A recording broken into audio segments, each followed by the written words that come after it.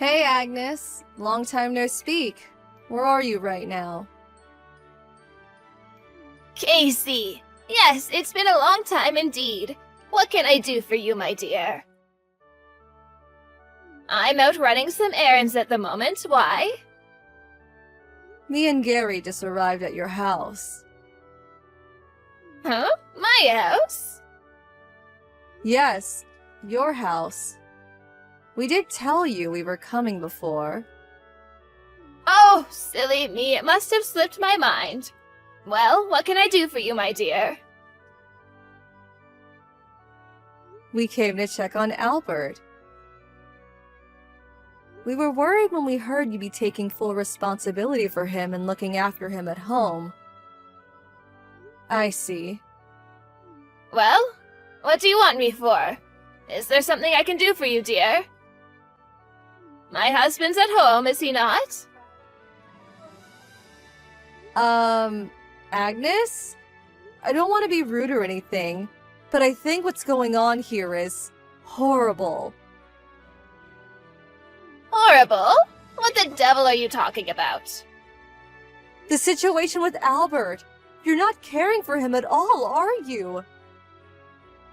He told us he hasn't taken a bath for a month. He has to crawl to the toilet on his hands and knees. The porta potty in his room was overflowing. I've never seen anything so disgusting in my life. Oh, well, if you're so upset, why don't you do it yourself? We already did. Oh, you did? That's excellent, dear. I'm so pleased for you. In that case, is there really any need to bother me with your withering? I'm a busy woman, you know. My time is valuable. And if you'd stop wasting it, I'd be incredibly grateful. You must be mad if you think I have the time to devote myself single-mindedly to looking after my husband. I get that you're busy with but this is going too far. Albert's been the most loyal husband a woman could ever hope for. He'd go to the end of the earth and back for you, and you know it. The least you could do is look after him properly as his health fails him. Well, excuse me, Casey, but you seem to be under the false impression that you have the right to preach to your mother-in-law about what she should and shouldn't be doing. How dare you talk back to me? Back in my day, you'd have gotten the belt for this.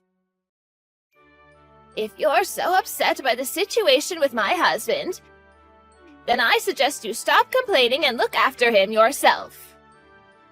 Wow, seriously? Does that mean you intend to continue leaving him to fester in his own waste? No one owes Albert a bigger debt of gratitude than you do. How can you even bear to see him like this? He's your husband of 50 years, for crying out loud. I'm caring for him in my own way, thank you very much.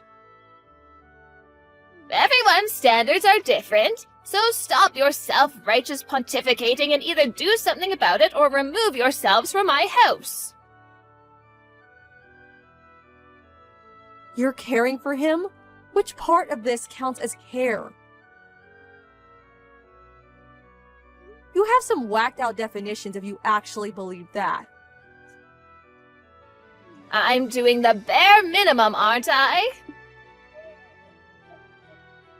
For your husband of 50 years? He deserves more than this. Even if he was a stranger, he's still a human being. Do your job properly. The doctors told me he only has 6 months left to live at best. What's the harm in making his care as brisk and efficient as possible if he'll be kicking the bucket soon anyway?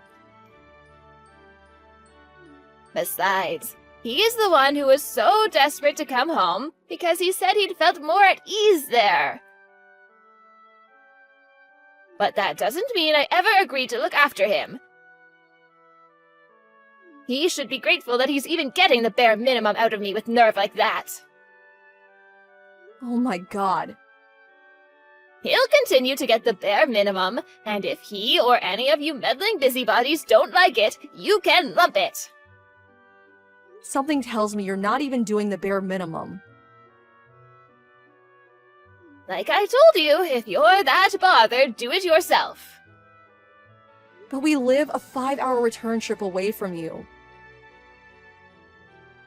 If Albert's gonna live out his final months at home like he wanted, then I really think you should hire a professional carer. A professional carer? You must think I'm made of money. I tell you what, since I'm so kind, I'll let you move in if you're so desperate to look after my husband. Let's see if you're willing to put your money where your mouth is. Fine, I will. I'll do it. I'll look after him. Really, I must say I am impressed. You're even stranger than I thought. I know what your game is. You think if you can suck up to him while he's still around, he'll write you into his will and you'll hit the jackpot when he dies, don't you? No, that is most definitely not what my game is. I'm pleased to hear that, dear. Alright, well, I'm counting on you to look after my Albert. You should know this means I won't be lifting a finger for him from now on, so you'd better take it seriously.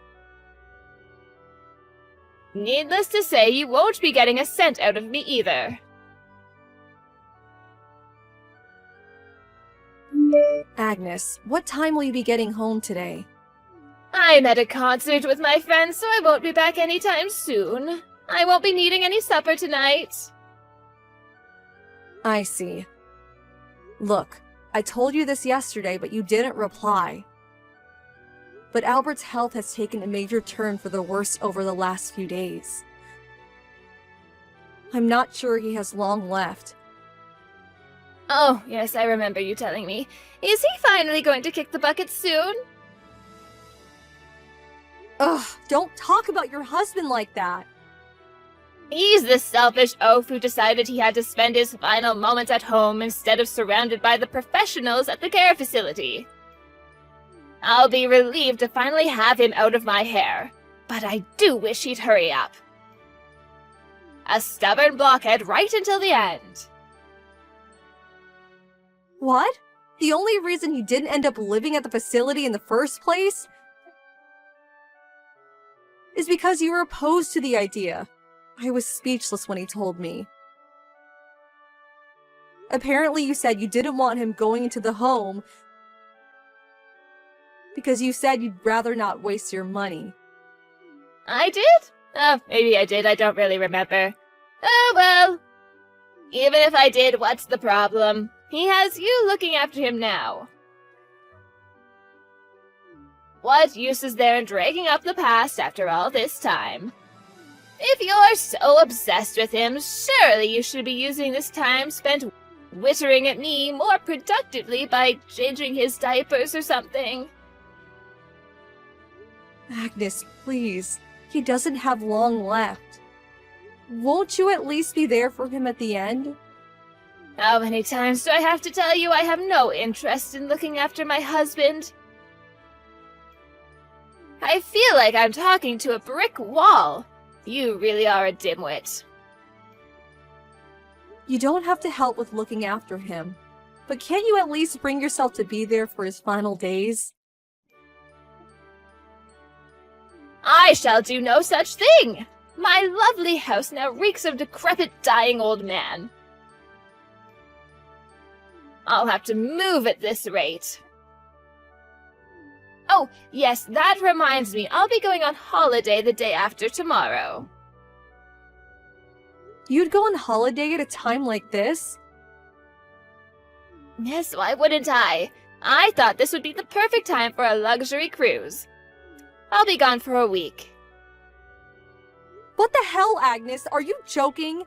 The doctor said we should prepare ourselves for the worst soon. Surely understand he doesn't have long left. So what if he doesn't? Isn't there any part of you that wants to be by your husband of 50 years aside when he passes away? The only reason you're able to go off gallivanting and The only reason you're able to go out gallivanting and living at large right now is because of Albert's hard-earned money. Don't you feel even the tiniest bit of gratitude? I would have been grateful if he just hurried up and kicked the bucket sooner. But no, he just had to drag it out and cause me a world of inconvenience.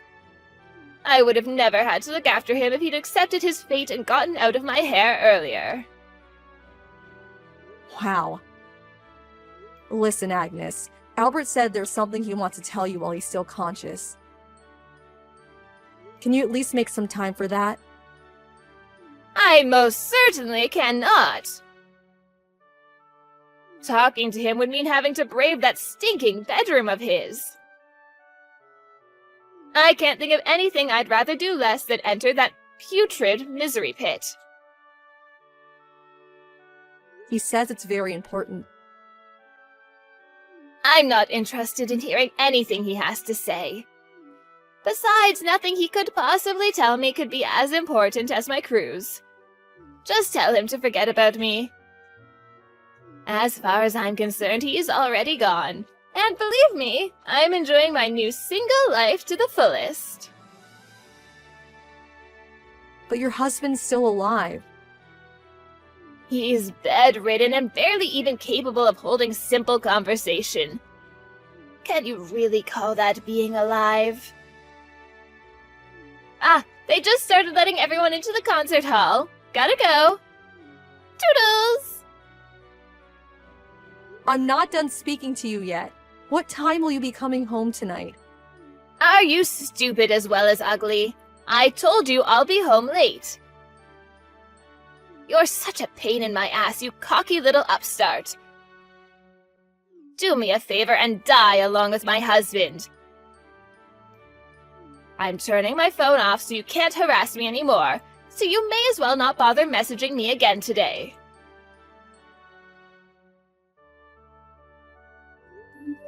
Agnes, Albert just passed away. He did? Hooray! Finally! Took his sweet time. I tried calling you countless times, but you didn't answer. Well, duh, I'm on holiday. Why should my fun have to be spoiled just because my husband happens to be on the verge of death? I know you were only calling me to witter and complain about him. Oh my god, so you knew and still ignored me? You're despicable. You're an impertinent little brat. What makes you think you have the right to speak to your mother-in-law like that? Because your attitude towards your dying husband is abhorrent. You make me sick. You didn't deserve a man as kind and caring as him. I'm sorry you feel that way, darling. Unfortunately for you, he was head over heels with me and did whatever I told him. That's what made him happy. What was it like at the end? He died peacefully surrounded by his whole family. Apart from you, of course. Huh. So he had everyone there fawning over him, did he? He always did like attention. What a luxurious way to go. Ah, yes, will there be a funeral? Obviously. That's a shame. I won't be able to arrange it myself, what with being on a luxury cruise ship and all. But make sure you go with the cheapest plan. There's no sense in wasting money on a corpse. Agnes, you're the most despicable, most heartless person I've ever met. Does your cruelty know no end? I hope you know there's no way any of his family are gonna agree to that. It's not like we were planning on breaking the bank, but we do at least intend to give him the respect he deserves by giving him a nice send-off. A nice send-off? Ugh, gross, I could vomit. Oh, I know what this is. You feel brave enough to stand up to me now because you have his family behind you, don't you? Pathetic. No, it's not like that at all. I know. You think you'll get some of his will, is that it? Just because you cared for my husband in his final days doesn't mean you have any right to his inheritance. You have no right to anything as his daughter-in-law. I'm his wife, and it's all mine. All of it. Tell my dullard of a son he isn't getting any either. I need it all to live on. What are you talking about? He divorced you. You're not in the will. Excuse me? What did you just say? He divorced me. Have you lost your mind? No, he really did divorce you. Are you confused? Drunk? On drugs? Stupid? Do you think me being a widow now makes us divorced or something? I mean, with me being on my own now, we are divorced in a sense, but certainly not in the way you seem to think. I don't mean it like that. I mean he literally divorced you. Casey, would you do me a favor and stop talking nonsense? Dear, oh dear, if there's one guarantee when talking to you, it's that I'll be annoyed by the end of the conversation. The wake will be held tomorrow. Can't you make it home? Obviously not. I am on a luxury cruise. Right, I thought so. Fine. Don't say I didn't warn you. Don't act surprised or come crying to me when you find out. Oh yeah, there was one more thing. Both your relatives and Albert's family said they refuse to have anything more to do with you if you won't come to the funeral. They said you'll be as good as dead to them, and that includes Gary. Tell them to do as they please. I can live my life in comfort as long as I have the inheritance money. Why would I want to associate with such a bunch of stuck-up, self-righteous busybodies anyway? I'll actually consider myself lucky if I can get rid of my burden of a husband and dimwit of a son in one fell swoop. Casey, are you there? Albert's lawyer just told me I wasn't written into the will. Then he said he couldn't tell me anything else because I'm not family? What the devil is going on? There must be some kind of mistake. Explain this at once. What did you do? Are you back from your holiday? What does that have to do with anything? What's going on? I told you pretty clearly a few days ago that Albert divorced you. What? But that doesn't make any sense. I never handed in any divorce papers. No, but I did on your husband's behalf. You can elect a representative if you're not capable of handling them and yourself. But I didn't sign anything. Did you forge my signature? That's illegal. I'll have the divorce invalidated and get my hands on that money before you know it. Mark my words. Nope, you most definitely did sign the papers. No, I did not. Yeah, you did. It was 10 years ago, remember? Huh? Remember when he said he was divorcing you when he found out you were cheating on him 10 years ago? He told us about how you broke down in tears and promised to change your ways, begging him to give you another chance, which he agreed to do because he believed you. He made it clear you wouldn't be getting any more chances and that the next time really would be a divorce, didn't he? He still remembered what happened 10 years ago? How could he forget you cheating on him? His condition for giving you one last chance was that you sign a set of divorce papers so he could divorce you immediately the moment you gave him reason to. If it ever came to it. He showed me the pledge you wrote him too. You said you agreed to him handing in the already signed divorce papers in the event that he's decided that was what he wanted. No way. I thought that was all just to scare me. I never thought he'd actually do it. You brought this on yourself. He wanted to speak to you before he passed away. I did tell you that, but you wouldn't listen. I didn't know it was about divorce.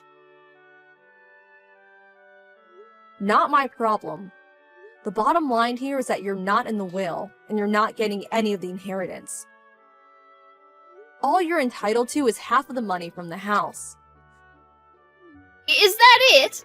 But that barely amounts to $20,000. You should be grateful you're even getting that. You're the one who spent every last cent of his savings without his permission, I might add. There'd be grounds for a legal challenge there if any of us had the energy to go through the drama. The fact that you think you actually deserve anything beyond that just shows that your arrogance truly knows no bounds. Am I really not getting a single cent? Nope. Why would you? You're a stranger. Wait, no, what am I supposed to do now? Well, first of all, you need to get the hell out of that house. You might have both paid for it, but it was in Albert's name. And he decided to give it to your son. He's putting up for sale, and you're sure as hell not welcome in it anymore. You'll have a month to get your things together and leave. You'll get your share when we sell it. You mean I have to leave my own home? Correction, you have to leave Gary's home. But I can't, I have nowhere else to go. How am I supposed to find somewhere else to live in a month? I won't even be able to afford to pay rent without my share of the money from the house. Even then, how am I supposed to live out my retirement on a poxy $20,000? I'm repeating myself here, but once again, that's not my problem. Your future has nothing to do with me or Gary, and you need to figure it out on your own. Enough of this nonsense. There is no point in speaking to you. I'm calling my son. You may as well not waste your time. He already blocked you. He did what? I told you very clearly, didn't I? That he severed all ties with you if you didn't show up at his dad's funeral. Even still, does he really have to be so hasty? I think you understand how serious he is now. We'll be doing everything else through the lawyer. So he has no reason to speak to you anymore. You'll still speak with me, won't you, Casey? Nope. I spent more time with Albert before he passed away than anyone. And he told me there was something he wanted me to know. There was? What was it? Was it about me by any chance? Don't make me laugh. He couldn't have cared less about you after the way you treated him. He just wanted me to know how grateful he was for me being there to care for him during his final days. Gary was always there on weekends too. He told us he couldn't have been happier to have such an amazing family. He had the nerve to live out his last days in peace and happiness after divorcing me and writing me out of his will? Ugh, I hope he rots in hell for this. If hell's real, I know someone who's definitely going there, but it's not your husband. To think he worked so hard to provide for you, to be there for you and to make you happy, and even went as far as forgiving you when you cheated on him, and you repay him by leaving him to fester in his own waste during his final days when he needed you more than ever. You're the most disgraceful human being I've ever had the misfortune of knowing.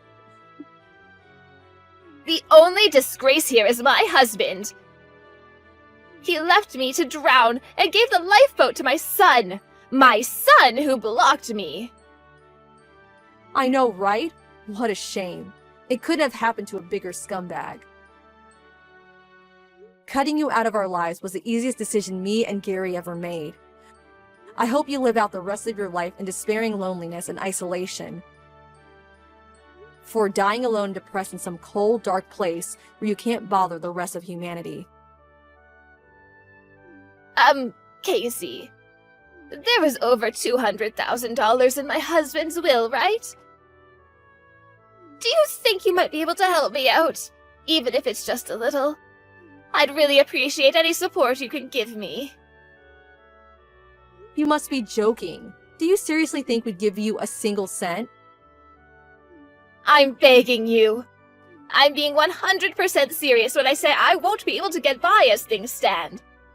How am I supposed to live with no money and no family? Not my problem. I apologize for making you look after him. But it's over for me if I don't find some place to live or get my hands on some money, and soon.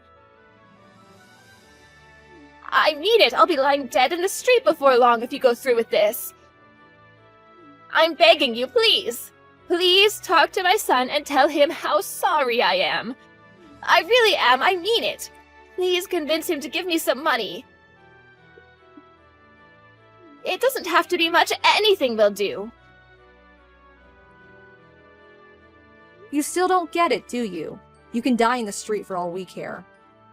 Casey, I may only be your mother-in-law, but that still makes me your mother. How could you say such a horrible thing?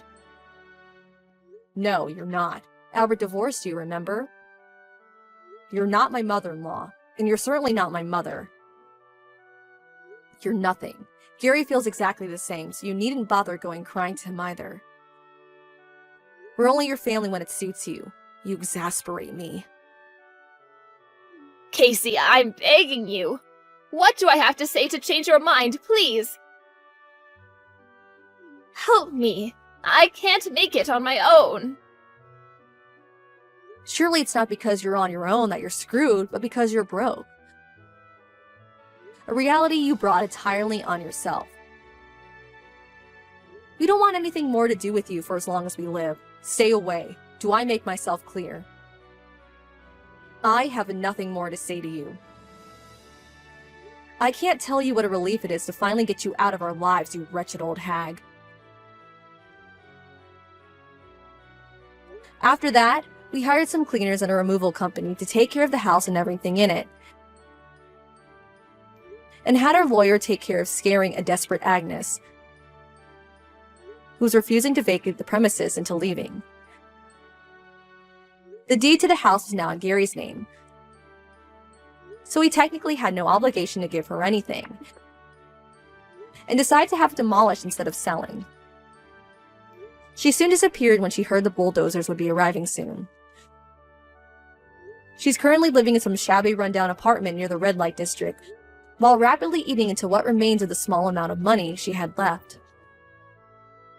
Apparently, she was spotted wandering around the neighborhood where her old house stood before it was demolished, and even knocked on some of the neighbors' door begging for money before being questioned by a cop out on patrol and told to leave. We'd already moved into a new apartment by then, so naturally, she didn't have a clue where we were and had no way of finding us. She must have bought a new phone to bother us with,